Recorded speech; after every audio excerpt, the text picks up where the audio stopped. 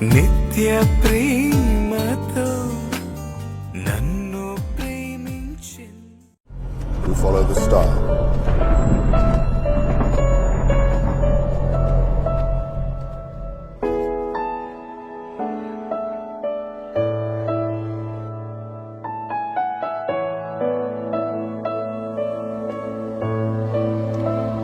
His name is Jesus.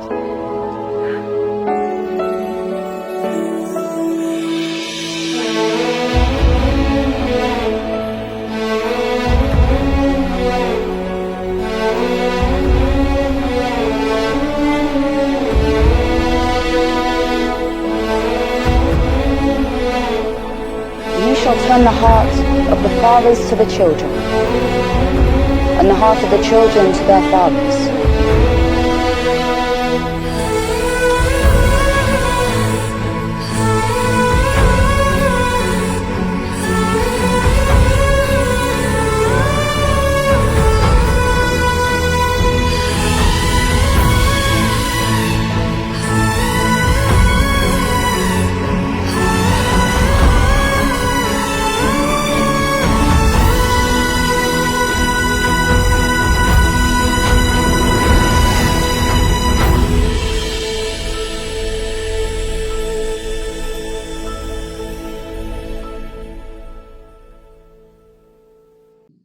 ప్రార్థన చేసుకున్నామండి. దయగలిగిన మా తండ్రి, కృపగలిగిన దేవ, పరిశుద్ధుడా, మహోన్నతుడా, దేవా, ఈ సమయంలో ఈ ఆదివారం మేమందరూ కూర్చొని మిమ్మల్ని ఆరాధిస్తుండగా, మీ మాటల్ని ధ్యానిస్తుండగా మీరు మాకు తోడుండి సహాయమును దయచేయండి. దేవా, మీ కృప కొరకునైనా మమ్మల్ని కాచి కాపాడండి. మీ మహిమ కొరకు మమ్మల్ని వాడండి. చిన్న సంఘముగా కూర్చొని నాయన మీ మాటల్ని ధ్యానిస్తుండగా మీరే మాకు తోడుండండి, సహాయమును దయచేయండి. దేవా, ఈ లోకంలో బ్రతికున్నంత కాలం మీకు మహిమకరంగా జీవించే కృపను మా అందరికి సహాయమును దయచేయండి. వింటున్న మీ మాటలు నాయన పెడచెవున పెట్టకుండా వాళ్ళ హృదయాలలో ఈ మాటలను స్వీకరిస్తూ మీ మాటల ప్రకారం ప్రవర్తించటానికి సహాయమును దయచేయమని కోరుకుంటూ ఈ ప్రార్థన క్రీస్తు వారి పేరట మీకు సమర్పిస్తున్నాం తండ్రి, ఆమేన్. క్రీస్తు వారి పేరట అందరికీ నా వందనాలు. దేవుని మహాకృపను బట్టి దేవుడు మనకిచ్చిన ఈ అవకాశం చాలా గొప్పది. ఇచ్చిన ఈ అవకాశంలో చక్కగా మనం నేర్చుకోవటానికి ప్రయత్నం చేయాలి. ఎందుకంటే వాక్యము అనేది మనకిప్పుడు కూడా గుర్తుండేలాగా మనం దాన్ని నేర్చుకోవాలి. ఒక చీర కొనుక్కొని మర్చిపోతారండి ఎవరైనా? మర్చిపోరు. ఏ వస్తువు మన ఇంట్లో కొనుక్కొని ఉంచుకున్న దాన్ని ఎప్పుడు మర్చిపోం మనం. ఎందుకంటే అది మనం కొనుక్కున్నది కాబట్టి కదా. కొనుక్కున్నది. మొబైల్ మర్చిపోము, టీవీ మర్చిపోము, ఏది మర్చిపోము. కానీ ఏది మర్చిపోతాం? వాక్యాన్ని మర్చిపోతాం. ఎందుకు మర్చిపోతాం మీరు ఒకసారి ఆలోచించండి. కొనుక్కున్న వస్తువులు మనం త్వరగా మర్చిపోవటం లేదు, కానీ విన్న వాక్యాన్ని మాత్రం త్వరగా మర్చిపోతాం. ఎందుకు? ఇది పూచాటుకు వచ్చిందనా? అంటే ఫ్రీగా వచ్చిందనా? అందుకే కదా. ఫ్రీగా వచ్చిందని మర్చిపోతే ఎలా? దేవుడు యేసుక్రీస్తు వారు నేను మీకు ఉచితంగా ఇచ్చితిని, మీరు ఉచితంగా ఇవ్వండి అన్నాడు. అందుకే నేను ఉచితంగా ఇస్తున్నా. ఓకే, ప్రతి వారం ఓకే గంటకి నేను ఒక 10,000 తీసుకున్నాను అనుకోండి. అసలు మీరు వాక్యంలో ఉంటారా? అసలు మనకి రక్షణ మనకు వస్తుందా? అందుకే యేసుక్రీస్తు వారు ఉచితముగా ఇవ్వమన్నాడు, ఉచితముగా ఇస్తున్నా. ఓకే, దేవుడు మనకిచ్చిన ఈ అవకాశంలో చక్కగా నేర్చుకోవాలి. నేర్చుకున్న దాన్ని లైఫ్ లో ఎప్పుడు మర్చిపోకూడదు. చిన్నప్పుడు ఎప్పుడు జ్వరాలు వస్తే, రోగాలు వస్తే ఏం పెడతారు తెలుసా? వాతలు పెడతారు.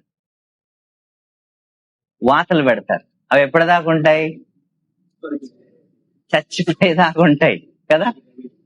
ఆ వాతులు చచ్చిపోయేదాకా ఉంటాయి. ఎందుకురా ఈ వాత అంటే, నాకు జ్వరం వచ్చిందా, రోగం వచ్చింది, చూసారా, దాన్ని ఏమంటారు, ముద్ర కూడా అంటారు. అంటే ఎప్పుడో చిన్నప్పుడు పెట్టిన వాతలు లైఫ్ లాంగ్ ఉంటున్నాయంటే అసలు ఈ మాటలు ఎందుకు మన హృదయాల్లో నుంచి వెళ్ళిపోతున్నాయి? ఎందుకు మనం దీని మీద ధ్యాస ఉంచటం లేదు?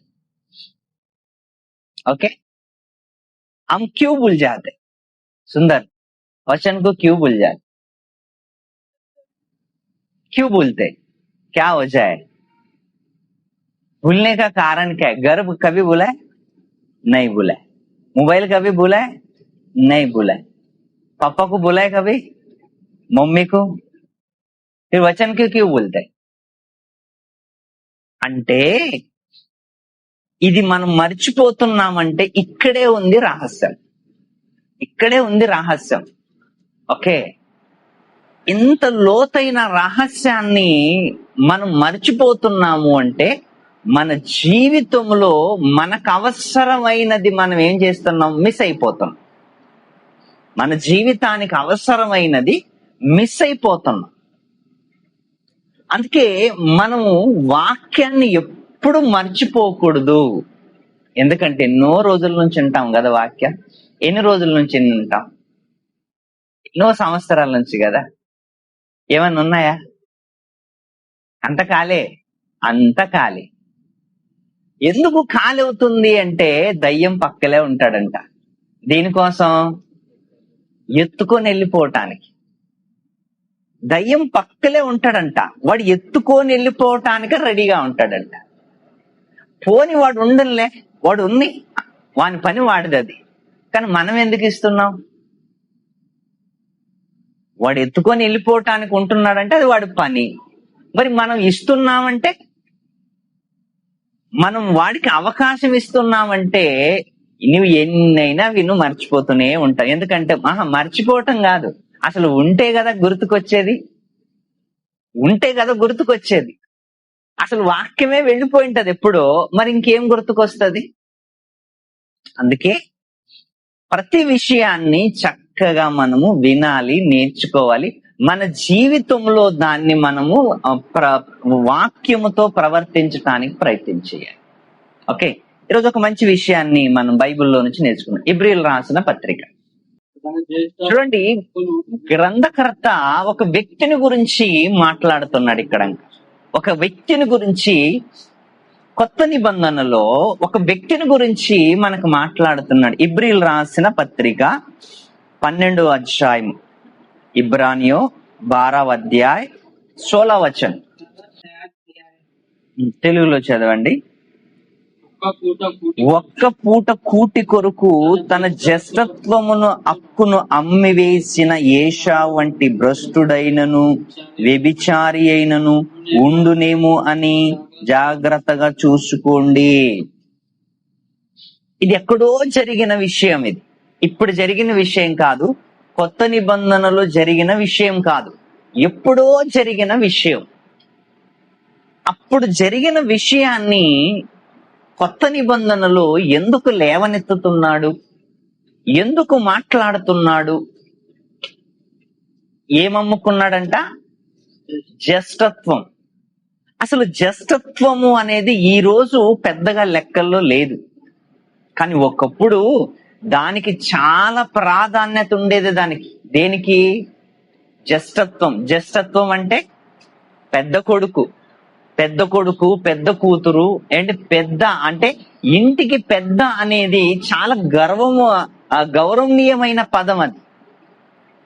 ఇప్పుడు ఏషావు గారు ఆ అర్హత పొందాడు, ఆ అర్హత సంపాదించుకున్నాడు, జ్యేష్ఠత్వం. చూడండి, మన ఇంట్లో కూడా 3-4 పిల్లలు ఉన్నప్పుడు ఫస్ట్ గా మనం ఆలోచించేది ఎవరి గురించి? పెద్దోడు గురించే. పెద్దోడు వయసుకు వస్తాడు, ఆ పెద్ద కూతురు వయసుకు వస్తుంది, పెళ్లి చేయాలి అంటే ఏదైనా ఫస్ట్ నుంచే మనం స్టార్ట్ చేస్తాం.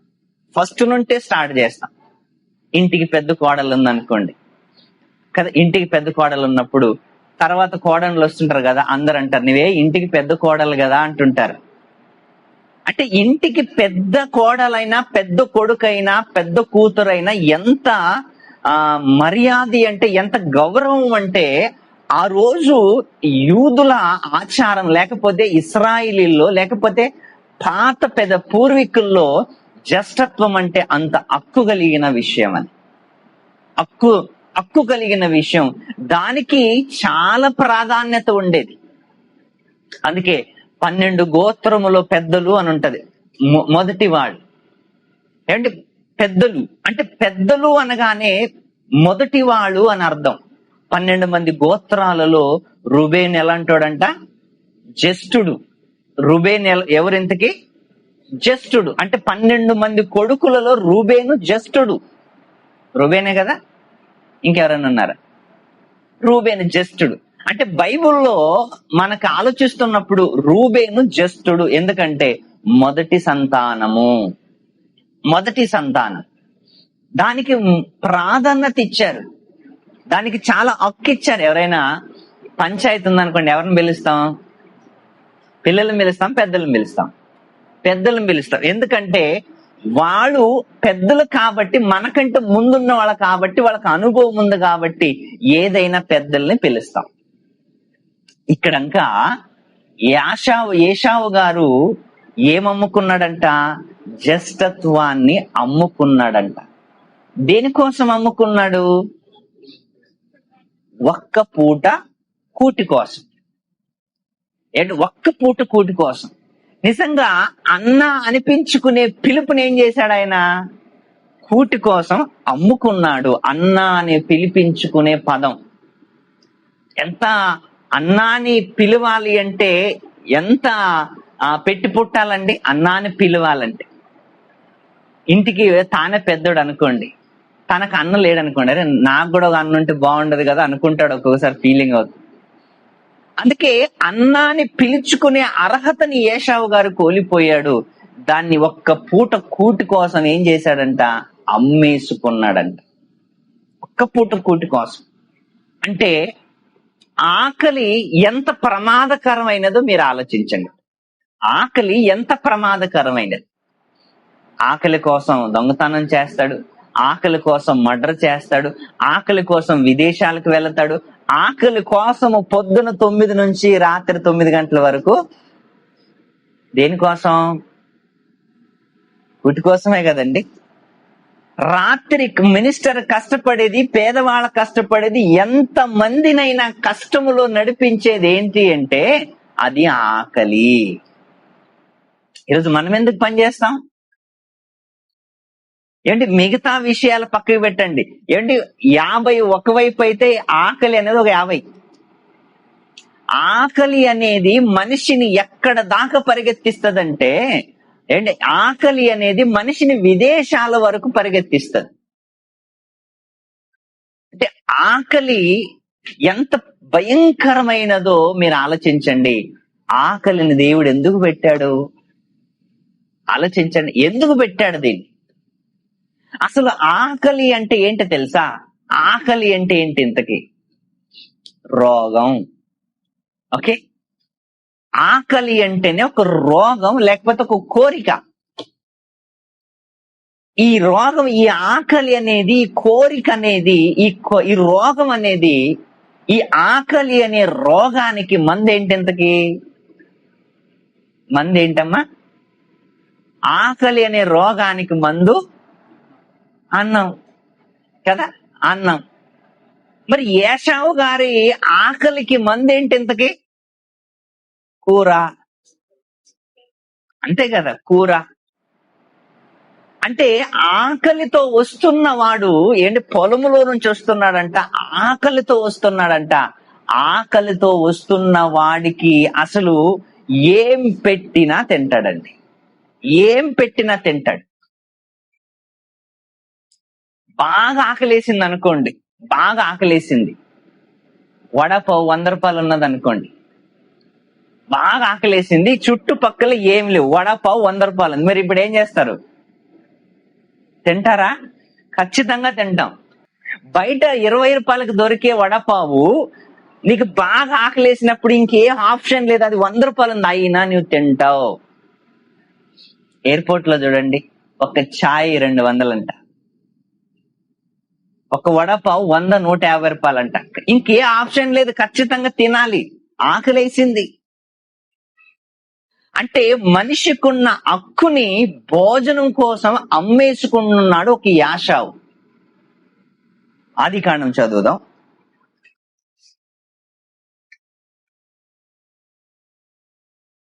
ఇరవై 25వ అధ్యాయము 27వ వచనం. ఆదికాండం. ఆ చిన్నవాడు ఎదిగినప్పుడు ఏశావు వేటాడుట యందు నేర్పర్యై అరణ్యవాసిగా నుండెను. అంటే ఏశావు గారు ఎలాంటోడంట? వేటగాడు. అంటే ఎప్పుడు ఈయన ఏం చేసేవాడు? ఏదో ఒక దాన్ని చంపుకొని, వేటాడటం అంటే ఏదో ఒక దాన్ని చంపుకొని ఏం చేసేవాడు? తినేవాడు. ఏదో ఒక దాన్ని చంపుకొని ఎక్కడుండేవాడంటే ఈయన ఎక్కువగా? చదవండి ఎక్కడుంది? అరణ్యవాసి. ఊరువాసి కాదు, ఈయన అరణ్యవాసి. అంటే అరణ్యవాసికి నిజంగా ఎక్కువగా పప్పన్నం ఇష్టం ఉంటుందా, వేట ఇష్టం ఉంటుందా? వేట ఇష్టం ఉంటది. ఎందుకంటే ఈయన ఎక్కువ ఎక్కడ బతికేవాడు? ఇప్పుడు ఆదివాసులు ఉంటారండి, ఆదివాసులు లేకపోతే అరణ్యములు బట్టలు లేకుండా ఉంటారు. వీళ్ళకి కోటు షూటు బూట్ వేయించామనుకో, వాడికి అసలు సెట్ కాదు అది. ఎందుకంటే అరణ్యంలో ఉండేవాడు, ఏదో ఒక గుడ్డు చుట్టుకొని ఉండేవాడు. ఇప్పుడు యాషావు ఎప్పుడు కూడా దేనికి అలవాటు పడ్డాడు అంటే వేటకు అలవాటు పడ్డాడు. ఓకే, ఆ రోజు బహుశా ఆయనకి ఏం దొరికి ఉండదమ్మా?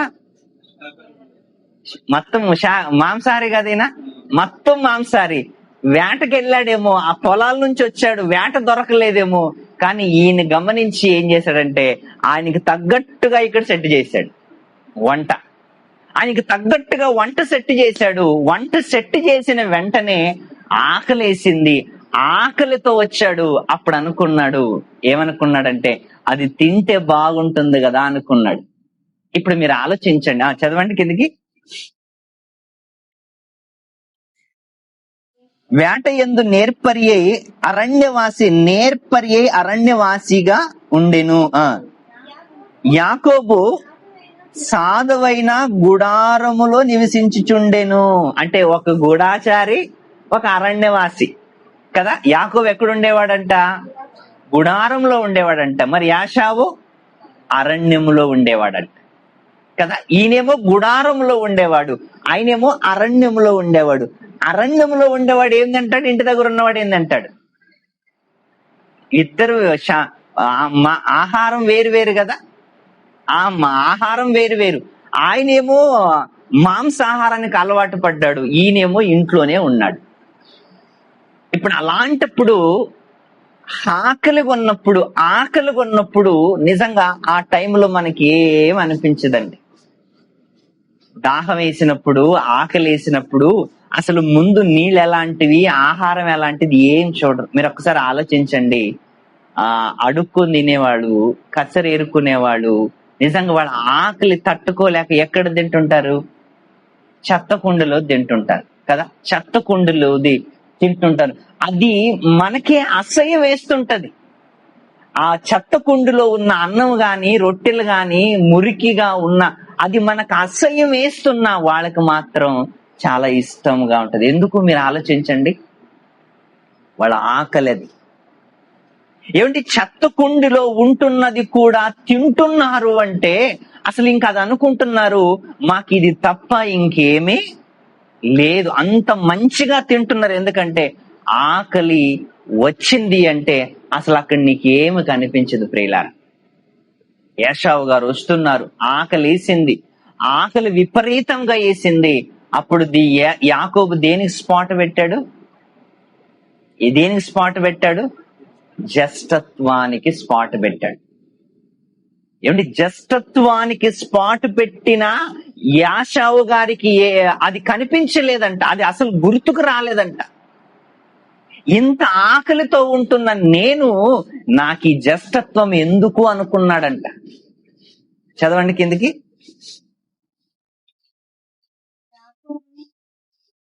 32. ఏశావు నేను చావబోచున్నాను, ఏశావు నేను చావబోచున్నాను గదా ఏమనుకుంటున్నాడంట? చచ్చే అంత ఆకలి ఉందంట ఆయనకి. ఎంత ఆకలి ఉందంట ఆయనకి? చచ్చే అంత ఆకలి ఉందంట. అంటే ఆకలి ఎలా ఉందంటే అసలు చచ్చే అంత ఆకలి. ఏమంటున్నాడు ఆయన? నేను చావుబోతున్నాను. ఒక్కొక్కసారి మన ఆకలి కూడా మనల్ని ఏం చేయిస్తుంది తెలుసా? మర్డర్ చేయిస్తుంది. మన ఆకలి ఒక్కొక్కసారి ఏం చేయిస్తుంది తెలుసా? అడుక్కొని తినేలా చేస్తుంది. మన ఆకలి మనల్ని ఏం చేస్తుంది తెలుసా? దొంగతనం చేయిస్తుంది. కానీ ఏశావు గారికి ఆకలి ఎలా ఉందంట? చచ్చిపోయేంత ఆకలి ఉందంట. చచ్చిపోయేంత ఆకలి. ఇలాంటి ఆకలి మీకు ఎప్పుడైనా కలిగిందా? ఆలోచించండి. చచ్చిపోయేంత ఆకలి. అసలు ఆకలి అయ్యింది అనుకోండి, ఆకలి ఉందనుకోండి, అన్ని వీక్ అయిపోతాయి. ఒకరోజు శరీరంలో ఉన్న అవయవాలన్నీ అడతాలు చేశాయంట. శరీరంలో ఉన్న అవయవాలు అన్ని అడతాలు చేశాయంట. దేనిపైన అడతాలు చేశాయంట? కడుపు పైన. కడుపు పైన అడతాలు చేశాయంట. చెయ్యి, నోరు, కాళ్ళు, నాలిక, ముక్కు, నోరు అన్ని అడతాలు చేశాయంట. ఎవరే మనం ఇంత కష్టపడుతున్నాంరా, కడుపు ఏం కష్టపడదు, ఒకే దగ్గర ఉంటది. మనం అంత కష్టపడి దేనికి పెడుతున్నాం? కడుపుకు పెడుతున్నాంరా. అది ఏ పని చేయటం లేదు. కానీ ఒకసారి మనం ఒక వారం రోజులు దానికి ఏం అందించకూడదురా అని డిసైడ్ అయిపోయాయంట అవయవాలన్నీ. వారం రోజులు ఏం అందించకూడదు కడుపు, కానీ అన్ని పని చేయకుండా అన్ని సైలెంట్ గా ఉన్నాయంట. అన్ని సైలెంట్ గా ఉన్నాయంట. కడుపుకి ఏం అందించటం లేదంట. కడుపు మాత్రం సైలెంట్ గా ఉందంట. మెల్లమెల్లగా ఇవన్నీ వీక్ అయిపోతున్నాయంట. ఏటివి? అడతలు. అంటే ఇవన్నీ ధర్నా చేసాయి కదా అవయవాలు. అన్ని రోజు రోజుకి వీక్ అయిపోతున్నాయంట. అప్పుడు అన్ని అనుకున్నాయంట, వరే మనం ఏంటి ఎందుకు ఇలా వీక్ అయిపోతున్నాం అనుకుంటున్నాయంట ఒకటికొకటి. ఎందుకు మనం ఇలా వీక్ అయిపోతున్నాం, ఎందుకు మనము చేతగానతనం మనకు వచ్చేసింది అని ఒక 4 రోజులు 5 రోజుల తర్వాత ఇంకా వీక్ అయ్యంట. చేయి లేవటం లేదంట, ఏంటి నోరు లేవటం లేదంట, కాళ్ళు చేతులు లేవటం లేదంట. అన్ని వచ్చేసి వరే మన పరిస్థితి ఎందుకు ఇలాగ అయిపోయిందంటే అప్పుడు కడుపు అన్నదంట, వరే మీరు అంత సంపాదించి నాకు ఇస్తున్నారు కాబట్టి నేను మీకేమి ఇస్తున్నాను? శక్తి ఇస్తున్నాను. నేను నన్నే మీరు తక్కువ అంచనా వేస్తారా అంటున్నదంట. అంటే నన్ను మీరు తక్కువ అంచనా వేస్తారా? నేను పని చేయటం లేదా? మీరు ఇచ్చినది అంతా నాలో తీసుకొని నేను ఏమిస్తున్నాను? రక్తానికి రక్తం, ఏంటి ప్రతి దానికి దేనికి దానికి సపరేట్ సపరేట్. అప్పుడే మీరు బాగుంటారు కదా అని కడుపు అన్నదంట. అప్పుడు సైలెంట్ గా అవును కదరా మేము ఎంత పొరపాటు చేశామని మళ్ళీ అవయవాలు ఏం చేశాయంట? దేని పని దానిది, దేని పని దానిది. అంటే మన జీవితంలో ఆకలి అనేది చాలా భయంకరమైనది. ఆ ఆకలికి ఈరోజు ప్రతి వాళ్ళు బానిస అయిపోయారు. ప్రతి వాళ్ళు బానిస అయిపోయారు. యేసుక్రీస్తు ఏమన్నాడు తెలుసా? ఏమి తిందుమో, ఏమి తాగుదుమో, ఏమి ధరించుకుందుమని మీరు దేని విషయంలో చింతించకండి అన్నాడు. దేని విషయంలో మీరు చింతించకండి అన్న యేసుక్రీస్తు వారి మాట ఈరోజు మనకి ఎంతమందికి లెక్క ఉంది చెప్పండి? ఎవరైనా పట్టించుకుంటారా ఆ మాటని? ఎవరైనా ఆలోచిస్తారా ఆ మాటని? ఎవ్వరు ఆలోచించరు. ఎందుకంటే మన ఆకలి మనల్ని ఈ రోజు ఏం చేసింది తెలుసా? దాసులుగా చేసింది. మన ఆకలి మనల్ని ఈ రోజు దాసులుగా చేసింది. ఇంకొక మాట చదువుకుందాం, సామెతల గ్రంథం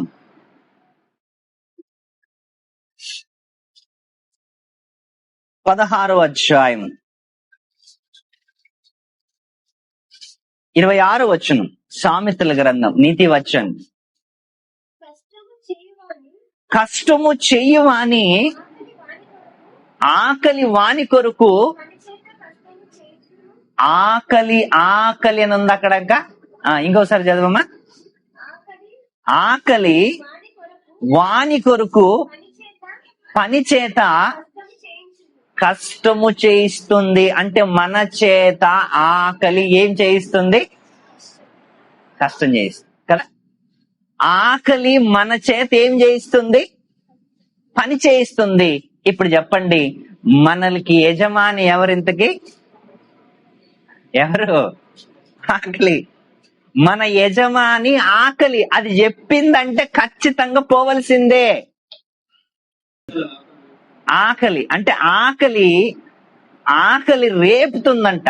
అంటే ఆకలి రేగగానే ఉంటామా ఇంట్లో? ఆకలి ఆకలి ఆకలి ఆకలి ఆకలి. ఇప్పుడు ఏం చేయాలి? పరిగెత్తాలి. మనం అందరూ పరిగెత్తున్నది దేనికోసం? ఆకలి లేదని. సురేష్ అన్న ఆకలి లేదనుకో, మనకంటే రాజులు ఎవరు లేరు ఇంకా కదా. ఆకలి లేకుంటే అసలు మనల్ని పట్టుకునేవాడు కూడా ఎవరు లేడు. ఇంకేం ఎలా ఉంటాం? ఇంకా రాజుల్లా ఉంటాం. ఏం లేదు మనకి, ఆకలి లేదు, పని లేదు. ఈ కూరగాయల మార్కెట్లు ఉండవు, చేపలు అవసరం లేదు, మాంసం అవసరం లేదు, ఈ కూరగాయలు లేదు, అబ్బాబ్బా ఈ మార్కెట్లు ఏమి ఉండవు మన. ఎందుకంటే ఆకలి ఉంది కాబట్టి ఇన్ని మార్కెట్లు, ఇన్ని కూరగాయలు, ఇన్ని మాంసాహారాలు, ఇన్ని చేపలు, ఇవన్నీ. దాహం లేదు, ఆకలి లేదు, ఇంకేముంది లైఫ్? పని చేస్తాడు ఎవడైనా? ఎవడు బానిస అవుతాడా? ఏముండవు. అంటే ఒక్క ఆకలి మనల్ని ఎక్కడ దాకా తీసుకెళ్తుందో మీరు ఆలోచించండి. ఎక్కడ దాకా తీసుకెళ్తుంది ఆ ఆకలి? మన పరిస్థితి ఒకవేళ మనకే ఆకలి అయితే అవసరమైతే ఒళ్ళమ్ముకోనైనా ఆకలి తీర్చుకుంటారు తెలుసా. ముంబైలో రెడ్ లైట్ ఏరియా ఉంది తెలుసా. రెడ్ లైట్ ఏరియా ఉంది. ఎన్నోసార్లు మేము స్వార్థకి వెళ్ళినప్పుడు వాళ్ళని అడిగితే, ఏంటమ్మా మీ పరిస్థితి ఏంటి, అసలు ఎందుకు ఈ పని చేస్తున్నారు అంటే, మా ఆకలి కోసం, కడుపు కోసం. ఆలోచించండి. వాళ్ళ వృత్తి అది, వాళ్ళ వ్యాపారం అది. ఎందుకు ఇలా చేస్తున్నారంటే మా కడుపు కోసం. ఎందుకు కష్టపడుతున్నావా అంటే కడుపు కోసం. ఎందుకు విదేశాలకు వెళ్తున్నావు అంటే కడుపు కోసం. చూసారా? అసలు కడుపు ఏంటంత ఇంతకి? కడుపు కోసం, చెయ్యి కోసం, కాళ్ళ కోసం, ముక్కు కోసం, నోరు కోసం కాదు. దేనికోసం? కడుపు కోసం. మినిస్టర్ని అడగండి, ఎందుకయ్యా ఇంత కష్టపడుతున్నావు అంటే కడుపు కోసం. అంటే కడుపు అందరికి ఏం పెట్టింది? పని పెట్టింది. ఆకలి అందరికి పని పెట్టింది, అందరికి పని పెట్టింది. ఈరోజు అందరికి పని పెట్టి ఆకలి మన అందరినీ ఏలుతుంది. ఈరోజు ఆకలి మన అందరినీ ఏలుతుంది. ఈరోజు ఆకలి ఉంది కాబట్టి ఏం చేస్తున్నాం? ఈరోజు పనికి వెళ్తున్నాం. ఆకలి ఉంది కాబట్టి పొద్దున్న లేవగానే ఏమనిపిస్తుంది? బ్రష్ చేయగానే ఏంటి టిఫిన్ కావాలనిపిస్తుంది. ఎందుకంటే ఇది ఎవడు పెట్టాడు కానండి, ఎప్పుడు పెట్టారో 3 పూటలు దర్జాగా పెట్టాడండి. స్టార్టింగ్ ఎలా చేశారో తెలీదు, అసలు స్టార్టింగ్ ఎవరు నేర్పాడో తెలీదు. అంటే 3 పూటలు ఖచ్చితంగా పెట్టేశాడు అంతే. ఒక పూట పెడితే బాగుండేది, వీడు 3 పూటలు పెట్టేశాడు. అందుకే 3 పూటలు ఖచ్చితంగా మనకి కావాలి. ఇప్పుడు చదవండి ఆ మాట. 16:26 సామెతల గ్రంథం. కష్టము చేయువాని ఆకలి, కష్టము చేసేవాని ఆకలి వాని కొరకు పని చేత కష్టము చేయించును. అంటే మనము మన చేత ఆకలి ఏం చేయిస్తుందంట? కష్టము చేయిస్తుందంట. దేవుడు ఏమన్నాడు తెలుసా? నా కోసం కష్టపడండి రా అన్నాడు. దేవుడు ఏమన్నాడు? నా కోసం కష్టపడండి అన్నాడు. కానీ మధ్యలో ఏమొచ్చింది అమ్మా? ఏమొచ్చింది? ఆకలి వచ్చింది. ఇప్పుడు దేవుడు చెప్పిన మాటని పక్కకు పెట్టేశాం, ఆకలి చెప్పిన మాటని వింటున్నాం. ఇప్పుడు ఆకలి మనకి ఏమైంది? దేవుడయింది. ఆకలి, కడుపు, ఇవండి కడుపు ఆకలి అన్నదమ్ములు కదా. ఆకలి మన చేత పని చేయిస్తుంది, ఆకలి మనల్ని పరుగులెత్తిస్తుంది, ఆకలి మనల్ని మర్డర్ చేయిస్తుంది, ఆకలి దొంగతనం చేయిస్తుంది, ఏదైనా చేయిస్తుంది. అంటే ఆకలి మనల్ని శాసిస్తుంది.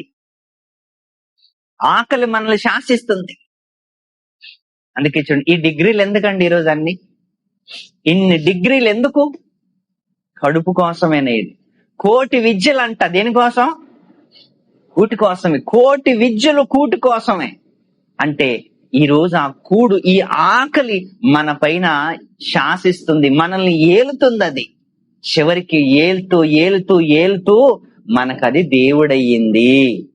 కొరింథీ రాసిన పత్రిక, మొదటి కొరింథీలు రాసిన పత్రిక 6వ అధ్యాయం 13వ వచనం.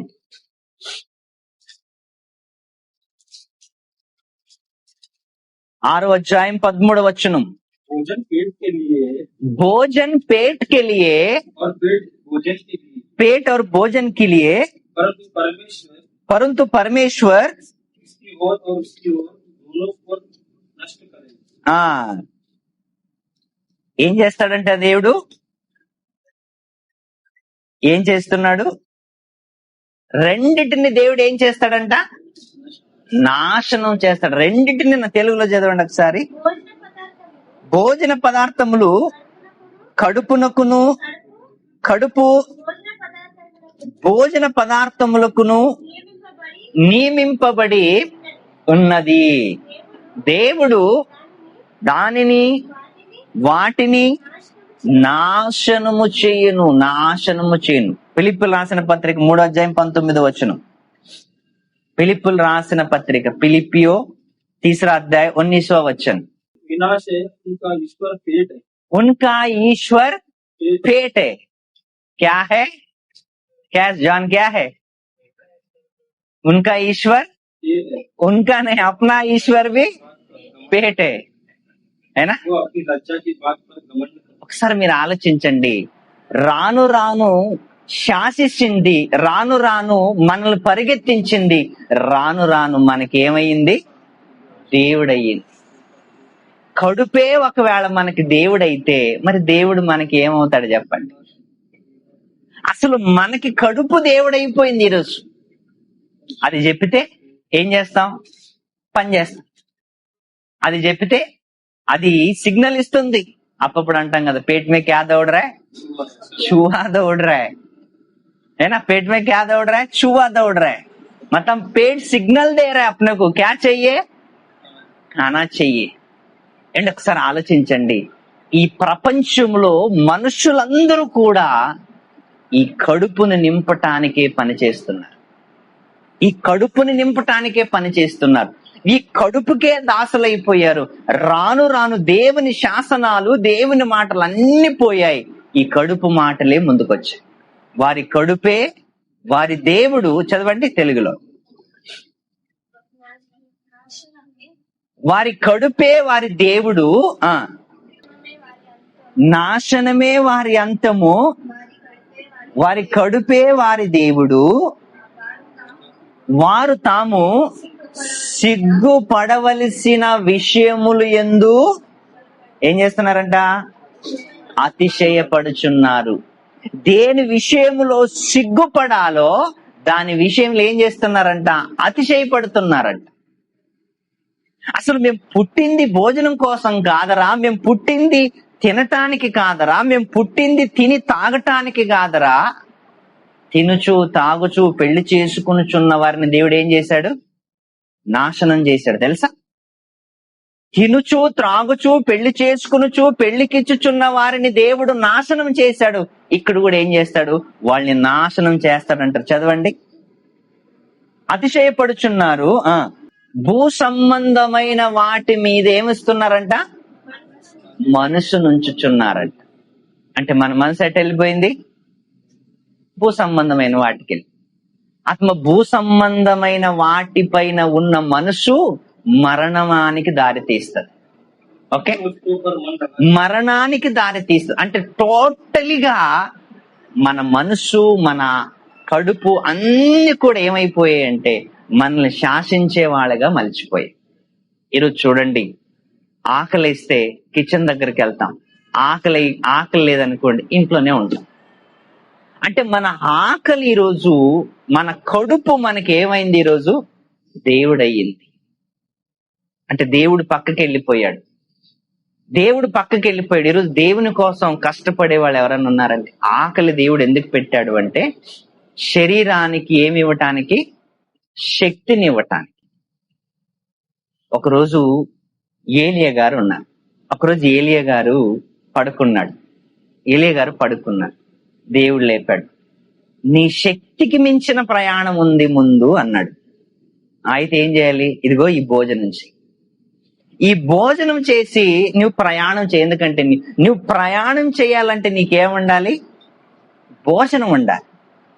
నువ్వు రాత్రంతా ప్రయాణం చేయాలి, రాత్రంతా నడవాలంటే ఖాళీ కడుపుతో ఉంటే నడుస్తావా? అంటే నువ్వు భోజనం చేస్తేనే నడుస్తావు. అంటే భోజనం మనకి శక్తినివ్వటానికి గాని మనల్ని ఏలటానికి మాత్రం కాదు. కడుపు మనకి సహకరించటానికి గాని మనకి దేవుడు కాకూడదు. కానీ కడుపు ఈ రోజు మనకి ఏమయ్యాడు తెలుసా? దేవుడు అయ్యాడు. ఆ దేవుని కోసమే పొద్దున్న నుంచి సాయంత్రం వరకు కష్టపడతాం. మరి ఈ దేవుడు ఎక్కడ పోయాడు? ఈ దేవుడి కోసం ఆదివారం 1 గంట, మరి ఆ దేవుడి కోసం 24 గంటలు. చూసారా? అంటే ఆ దేవుడి కోసం ఆదివారం 1 గంట ఇస్తున్నాం, ఆ కడుపును తయారు చేసిన దేవుడు పక్కకి వెళ్ళిపోయాడు. ఈరోజు కడుపు ఏమైపోయింది? అందుకే గణపతి కడుపు చూడండి ఎలా ఉంటది అది. అంటే మనం చేసుకున్నది ఈరోజు మనము అనుభవిస్తున్నాం ప్రియుల. అందుకే ఈరోజు మన కడుపే మనకి ఏమైంది? ఈరోజు దేవుడైంది. దానికోసమే కష్టపడుతున్నాం. చూడండి, పొద్దున్న లేవగానే గబగబ స్నానం చేసేది దేనికోసం?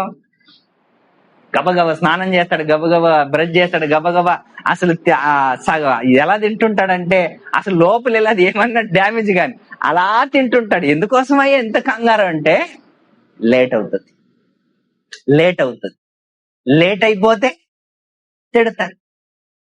అంటే ఈ సగానికి సగం ఈరోజు మనం దేవుడు అన్నిటిని ఒక పద్ధతి ప్రకారంగా పెట్టాడు. యేసుక్రీస్తుకు కూడా ఆకలి ఉందా? యేసుక్రీస్తుకు కూడా ఆకలి ఉంది. కానీ ఎప్పుడు కూడా ఆ ఆకలి కోసమే పని చేసినట్లు ఎక్కడ మనం చూడలేదు. కానీ ఆకలే మన లైఫ్ కాదు, కడుపే మన దేవుడు కాదు. ఓకే, ఇవన్నీ శరీరంతో ఉన్నాం కాబట్టి పని చేసుకోవాలి, తినాలి, ఏమంటే మళ్ళా దేవుని పనిలో మనం ఉండాలి. కానీ ఈ రోజు అందరూ ఎలాగున్నారంటే యేసుక్రీస్తు పనిని మర్చిపోయారు, తమ సొంత కార్యములలో ఉండిపోయారు. అంటే ఒక రోజు ఏం చేస్తదంటే కడుపే మనకి దేవుడై మనల్ని ఏం చేస్తాడు? శాసిస్తాడు. అది ఈ రోజు కూడా జరుగుతుంది. అందుకే వాళ్ళు అతిశయిస్తున్నారు. చదవండి చివరిగా.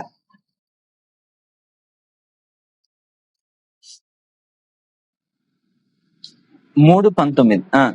నాశనమే వారి అంతము, వారి కడుపే వారి దేవుడు, వారు సిగ్గుపడవలసిన సంగతులు యందు అతిశయపడుచున్నారు, భూ సంబంధమైన వాటి యందే మనసుంచుచున్నారు. కింద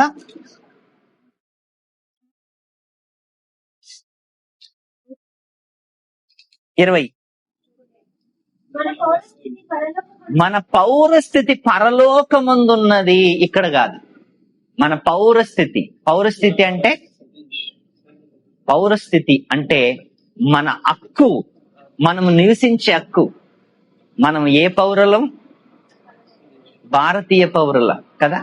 మన పౌరుషత్వం భారతీయులు. భూమి మీద ఉన్నాం కాబట్టి భారతీయులు. మనం అమెరికాలో ఉండి నీదే పౌరసత్వం అంటే ఏమంటాం? ఇండియన్. కానీ భూమి మీద మన పౌరస్థితి పరలోకము. అంటే మనం పరలోకానికి వెళ్ళాలి అంటే అన్ని విధాలుగా దేవుడు చెప్పినట్లుగా బ్రతకాలి. కానీ కడుపుకు దాసులయ్యామనుకోండి, ఆకలికి దాసులయ్యామనుకోండి, కడుపే మనకి దేవుడు అయ్యాడు అనుకోండి, ఇంకా భూ సంబంధమైన వాటిపైన మన మనసు ఏముంటది? తినాలి, తాగాలి, అది ఇది. లోకస్తులు ఎలాగైతే ఆలోచిస్తారో భూ సంబంధమైన వాళ్ళు కూడా అలాగే ఆలోచిస్తారు. భూ సంబంధమైన వాళ్ళు ఎలాగుంటున్నారు ఈరోజు? భూ సంబంధమైన వాళ్ళ ఆలోచనలు ఏంటి ఈరోజు? భూ సంబంధమైన వాళ్ళ ఆలోచనల తలంపులు ఎలా ఉన్నాయి ఈరోజు? మనం చూస్తున్నాం కదా వాళ్ళ ఆలోచనలు, వాళ్ళ తలంపులు. అవి భూ సంబంధమైన ఆలోచనలు. అవి దేవుడు వాటిని ఏం చేస్తానంటున్నాడు? నాశనం చేస్తాడంట. వాటిని దేవుడు నాశనం చేస్తాడంట. కానీ మన పరిస్థితి, మన పౌర స్థితి పరలోకం. అందుకే ఆ లోకానికి మనం వెళ్ళటానికి ఈ లోకములో దేనికి దాసులు కాకూడదు. మనం ఎవరికి దాసులు అవ్వాలి? యేసుకు మాత్రమే దాసులు అవ్వాలి. కడుపుకు దాసులైనా దేవుడు ఒప్పుకోడు. ఏంటి? అందుకే ఫస్ట్ లో చదువుకున్నాం, కడుపుకి దాసుడైన వాడు, తన జ్యేష్ఠత్వాన్ని అమ్ముకున్నవాడు ఏషావు ఏమి లేదంట. చివరిగా చదువుకున్నాం ఇబ్రిల్ రాసిన పత్రిక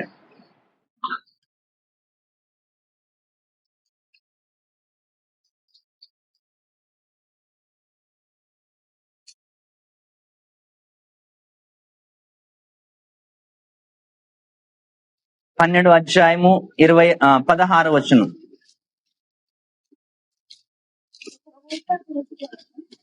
ఒక్క పూట కూటి కొరకు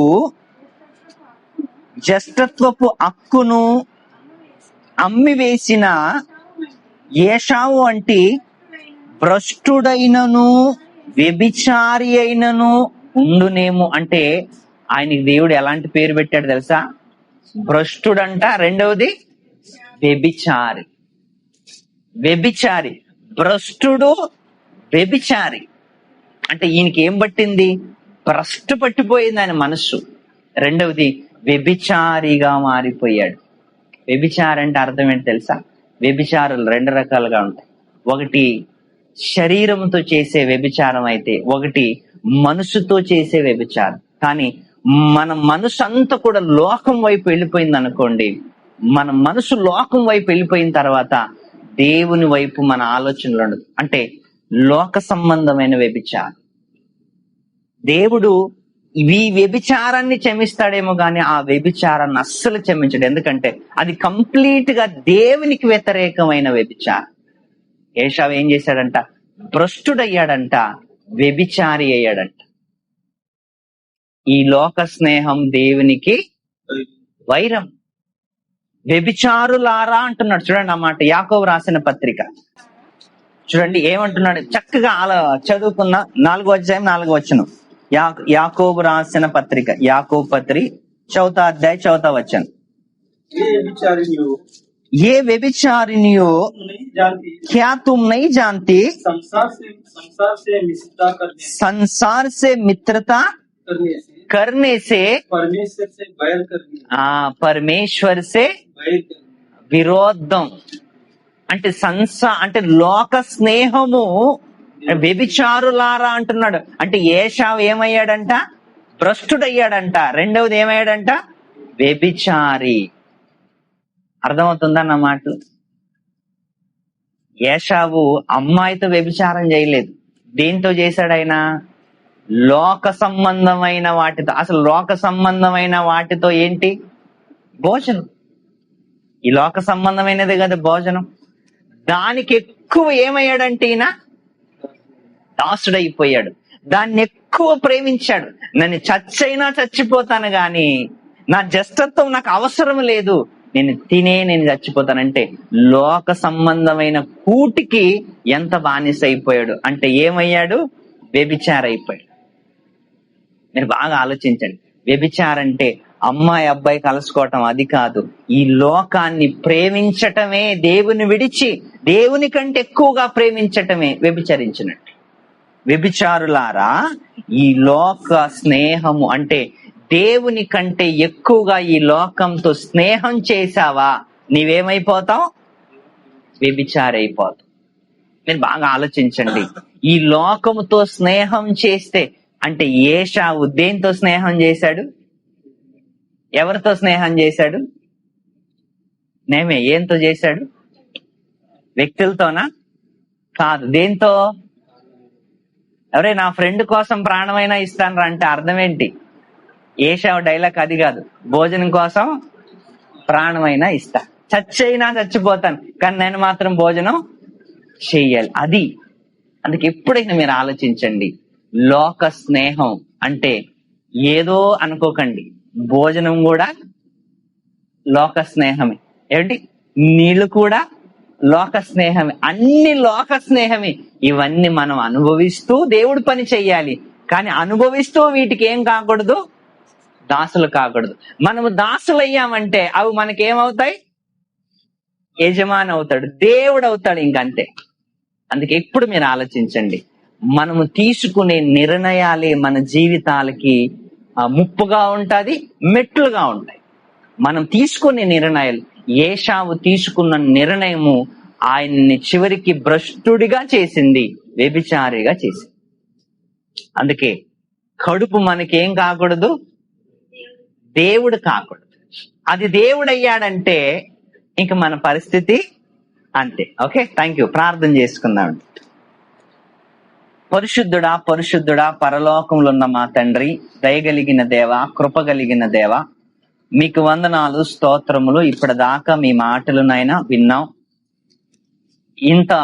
ఈ మాటల్లోనైనా మీకు ఆయాసకరమైనది, మీకు ఇష్టం లేనిది ఏదైనా మమ్మల్ని పలికుంటే దయతో మమ్మల్ని క్షమించండి. విన్న మాటలు మా హృదయాలలో దాచుకొని, కడుపే మాకు దేవుడు కాకుండానైనా మీరు మాకు తండ్రి, మాకు దేవుడని మేము గుర్తించుకొని మేము చక్కగా జీవించటానికి సహాయమును దయచేయమని కోరుకుంటూ ఈ ప్రార్థన క్రీస్తు వారి పేరట మీకు సమర్పిస్తున్నాం తండ్రి. ఆమేన్.